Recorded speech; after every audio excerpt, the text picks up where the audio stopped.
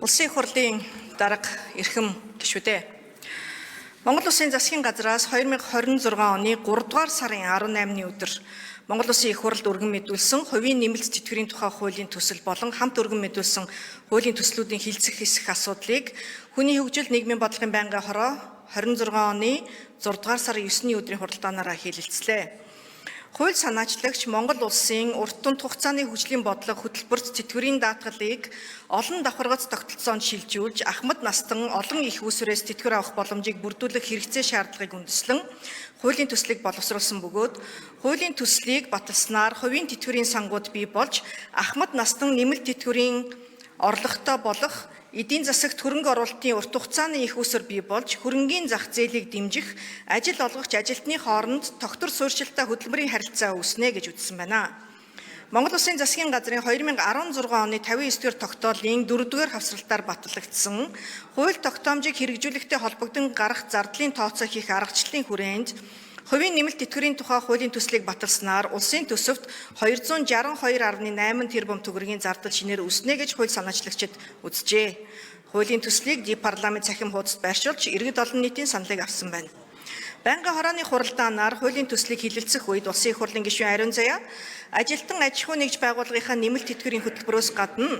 бусад хувийн тэтгэврийн сангийн хөтөлбөрт хамрагдаж болох эсэх, ажил олгогчийн нийгмийн даатгалын шимтгэл төлөх тэтгэвэр тэтгэмж тогтооход баримтлах сарын цалин хөлс түүнтэй адилдах орлогын дээд хэмжээг тогтоох талаар Улсын их хурлын гишүүн Наран Баяр тэтгэврийн даатгалын 17% шимтгэлийг үе шаттайгаар хөрөнгийн зах зээлд хөрөнгө оруулалт хийх хамгийн эрсдэлгүй баталгаатай засгийн газар болон нийслэлээс гаргасан бонд зэрэг санхүүгийн хэрэгслийг худалдаж авахдаа хөрөнгө оруулалтын менежментийн компаниар заавал дамжуулахгүй байх, нэмэлт тэтгэврийн сангийн баталгаат өгөөжийн талаар Улсын их хурлын гишүүн Нарантуяа Наара хувийн нэмэлт тэтгэврийн хөтөлбөрт хамрагдаж буй даатгалагчид үүсэж болзошгүй эрсдэл, хувийн тэтгэврийн сангийн эрсдлийн удирдлага, татврын зохицуулалт, дундаж орлоготой зээлтэй иргэд нэмэлт тэтгэврийн хуримтлалд үүсгэх боломж, орлогын ялгаатай байдал ирээдүйд тэтгэврийн зөрүү үүсгэж болзошгүй талаар тус асуулт асууж хариулт авлаа. Хуулийн төсөлтөд холбогдуулан Улсын их хурлын гишүүн Ариун Заяа нийгмийн даатгалын шимтгэл төлөх тэтгэмж тогтооход баримтлах сарын цалин хөлс түүнтэй адилдах орлогын дээд хэмжээг тогтоохдоо хөдөлмөрийн өсний доод хэмжээг 10 дахин нэмэгдүүлсэн нь хэд өндөр байгаа талаар, ажил олгогчийн шимтгэл төлөх цалинд дээд хязгаар тогтоох талаар Улсын их хурлын гишүүн Наран Баяр хуулийн төсөлд шимтгэл хуваалцах зарчмыг тусгах, тэтгэврийн даатгалын шимтгэлийн тодорхой хувийг үе шаттайгаар хөрөнгийн зах зээлд хөрөнгө оруулалт хийх боломжийг нээх, хамгийн эрсдэлгүй баталгаатай төрөөс гаргаж буй бондыг хөрөнгө оруулалтын менежментийн компаниар заавал дамжуулахгүй байх талаар Улсын их хурлын гишүүн Хос Баяр хувийн тэтгэврийн сангийн хөрөнгийг оновчтой удирдах гадаад улсын өндөр өгөөжтэй үл хөдлөх хөрөнгө хувьцаа засгийн газрын бондод хөрөнгө оруулалт хийх боломжийг нээх талаар Улсын их хурлын гишүүн Инх Туяа даатгалагч иргэдийн эрх ашигыг хамгаалах, өвлөгдөх харилцааг зохицуулах, дундаж насжилт нэмэгдэж байгаа энэ үед эмэгтэй хүн тэтгэврт гарснаас хойш 20 жил, эрэгтэй хүн 16 жил ажиллах чадамжтай байгааг харгалзан тэтгэврт гарах насны хязгаар болон хөнгөлөлттэй нөхцлөөр тэтгэвэр тогтоолгож буй асуудлыг тэтгэврийн шинжилгээний хүрээнд авч үзэх талаар Улсын их хурлын гишүүн Гаммаа иргэдийн хуримтлалыг зах зээлийн эрсдлээс хамгаалах, хувийн тэтгэврийн сангийн сайн засаглал үйл ажиллагааны ил тод байдлыг хангах, хувийн тэтгэврийн сангууд гэрээгээр тохирсон баталгаат өгөөжийг өгч чадахгүй нөхцөлд зохицуулалт хийх, ажил олгогчийн нэмэлт тэтгэврийн хөтөлбөрт эдийн засаг санхүүгийн мэдлэгийн түвшнээс үл хамааран ажилчид хамрагдаж үр өгөөжийг нь хүртдэг байх, сангийн сайн засаглалыг бэхжүүлж хараат бус төлөөлөн удирдах зөвлөлийг байгуулах, гишүүдэд санхүүгийн боловсрол олгох, мэдээлэлээр тогтмол хангах талаар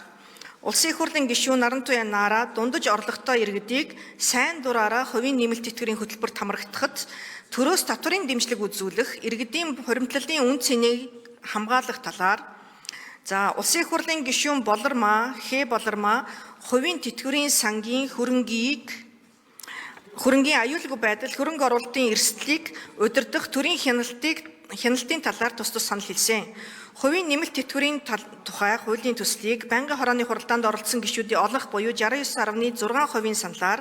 Хамт өргөн мэдүүлсэн аж ахуй нэгжийн орлогын албан татврын тухай хуульд нэмэлт оруулах тухай хуулийн төслийг 69.6% саналаар, банк бус санхүүгийн үйл ажиллагааны тухай хуульд нэмэлт оруулах тухай хуулийн төслийг 65.2% саналаар, зөрчлийн тухай хуульд нэмэлт оруулах тухай хуулийн төслийг 69.6% саналаар, зөвшөөрлийн тухай хуульд нэмэлт оруулах тухай хуулийн төслийг 69.6% саналаар, зөрчил шалган шийдвэрлэх тухай хуульд нэмэлт оруулах тухай хуулийн төслийг 69.6% саналаар,